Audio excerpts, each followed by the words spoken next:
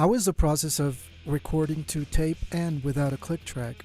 Was it recorded live or No, well, basic tracks? it was basic tracks were recorded live, but we didn't keep anything but the drums. Everything else was just a reference. And we'd find a tempo that kind of matched, and we'd start the song with a click track in Jimmy's ears and then cut it out. So he didn't play to a click track. That was just his reference for a starting point of the tempo of each song. And then Butch would find, once we got master takes, then I'd put together a master take, and then he'd say, all right, that snare's a little bit late, cut a little chunk out.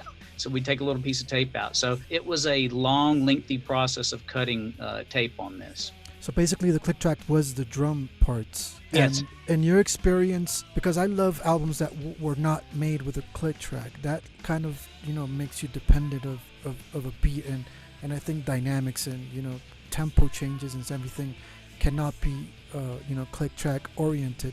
Do you think it gives a magic to albums that are not recorded with a metronome? Oh, absolutely. I think it gives an energy that you can't get with a click track. And look, I record most of my stuff to click tracks now, and for the main reason a lot of bands just can't do that, can't perform it. These guys could, and when bands can, it does make a huge difference. And just like you said, the dynamics, but the energy of the record is so much better like this. I'm gonna invite a friend, Pacho, who is gonna ask you a question. Thank you for letting me in here. Nice to meet you, Jeff. Going away from these technical aspects, I read that there were many problems internally with the band during the recording of this record. The drummer was going through heroin addiction, the bass player and guitar player, of course, had just ended a romantic relationship, and Billy Corgan was going through a lot of issues, a difficult phase. Do you suppose or guess that all these problems eventually morphed into such a good album?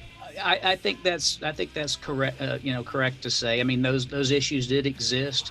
And as you know, if you're a student of music, you look at something like Fleetwood Mac's Rumors.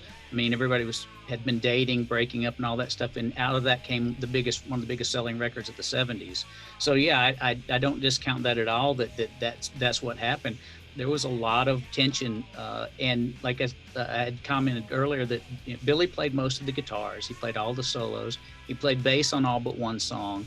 So it's pretty much Billy and Jimmy with some parts that James ended up putting on. But yeah, and I think that had to do with the tensions, and it had to do with who was ready to make the record and who wasn't. And Billy and Jimmy were ready to make the record.